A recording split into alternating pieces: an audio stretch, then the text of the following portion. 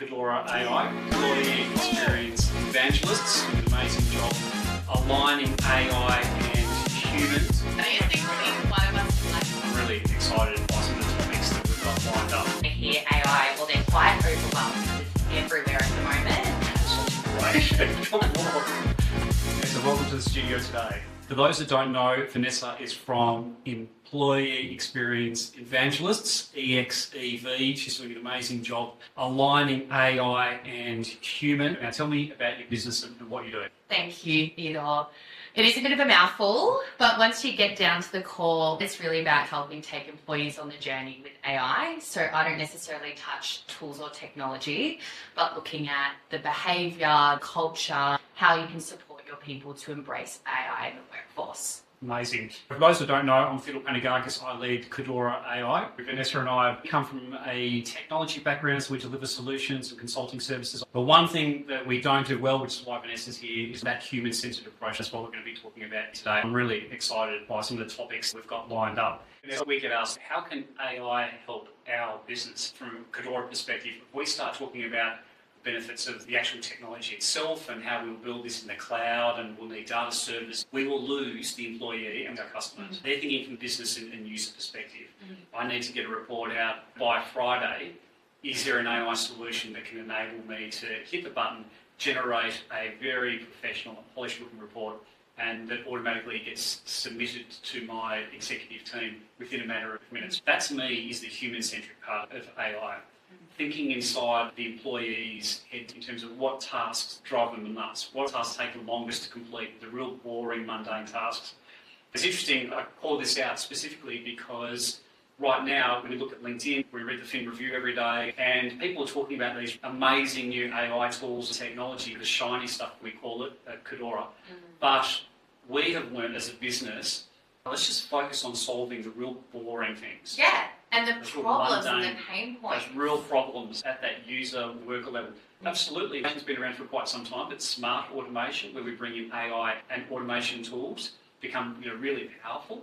And then the end user looks at that and goes, oh my God, you've saved me so much time. Yeah. And that creates a couple of things. The first is that employees then have a different take on the benefits of AI. They become open to it, open to embracing it. And third, you're improving employee happiness in the workforce because they're not doing the crappy tasks anymore.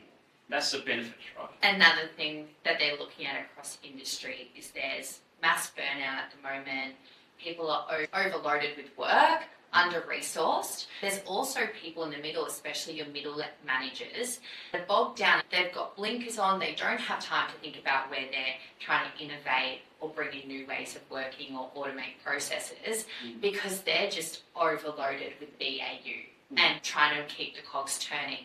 So when other people in the business, maybe it's your AI enablement or your experts or your tech team, whoever it may be, come in and actually help out and say, what can I take off your plate? Where can we streamline this? That's when you're giving people time back, and then you're allowing them to innovate and start to look new ways. So it's almost a cascading ball that starts to grow as if you start small. It's really exciting. Do you think, off the back of what you just said, there are employees out there who are stressed right now about the thought of having AI in their business? Do you think that they're genuinely being kept awake at night and worried and fearful about AI? I think people are bracing for dear life in the way that it's also information overload. We have to laugh because we're talking about AI and putting out content. You've got events. The whole talk is AI. You have your feed on LinkedIn. It's all AI. Your articles, your industry, and you're not just, especially for HR, not just focusing on your own department and where you can automate and streamline. You now have to focus on the rest of the business and potential legal and compliance risks and technology. So it's ever expanding. I always say to people, just take a breath. Because you just chip away at it one by one.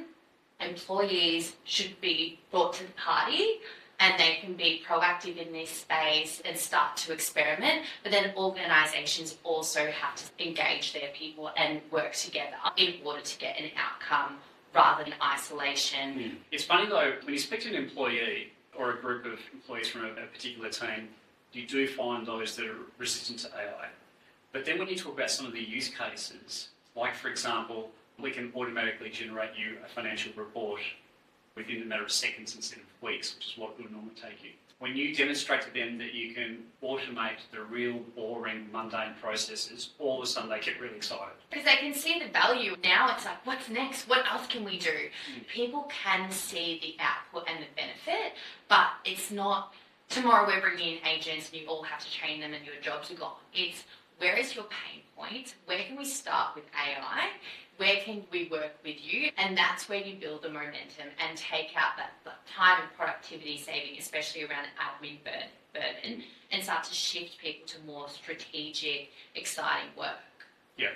I'll tell you an interesting story. Even if you're a taxi driver, you can still embed AI in your business. The reason why I say this is because the other night I was on the way to Adelaide Airport.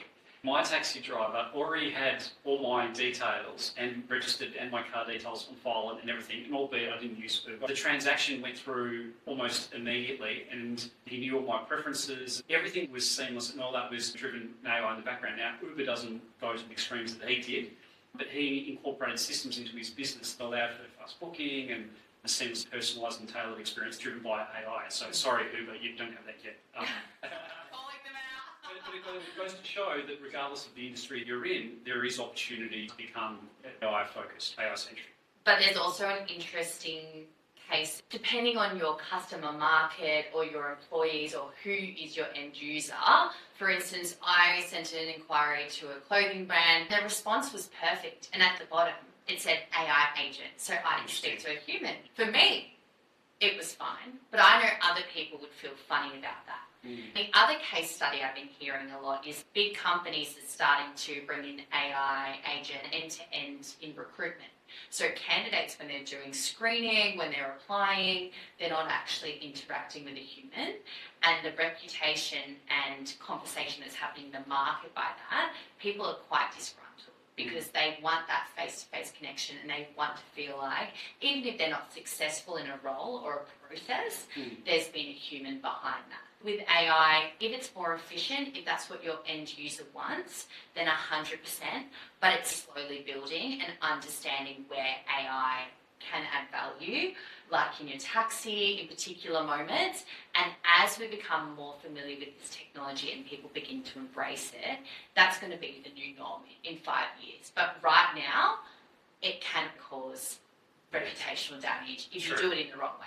So Vanessa, we're now getting into the realms of user safety, but to your point, is that a cultural thing in Australia versus what we see in the United States? I think the research shows that people that live in the United States accept that AI is going to be used with them when they interact with it, including the employee within the organisation. But I don't think we have that same culture here in Australia just yet. We're a little bit old school still in that sense. The APAC market sometimes does lag behind in technology. In 2018, I was in Silicon Valley and they were talking about AI and rolling out solutions then. So they've always been at the forefront, even around the founder ecosystem and big enterprise companies, right? And the great thing is being behind is we can take the lessons and what they're doing, but also look at what hasn't worked. So there's pros and cons. Even the shift that's happened in 6 to 12 months over the past year around AI conversations now and people realising they have to do something is huge. It's accelerated by a large speed. Before we wrap up, Vanessa, for all the audience members that are watching and listening to you from around the world, how do they get in touch with you if they want to know more about AI and the employee experience? Awesome. So I run an employee experience design agency, particularly focusing on AI, called Employee Experience Evangelist.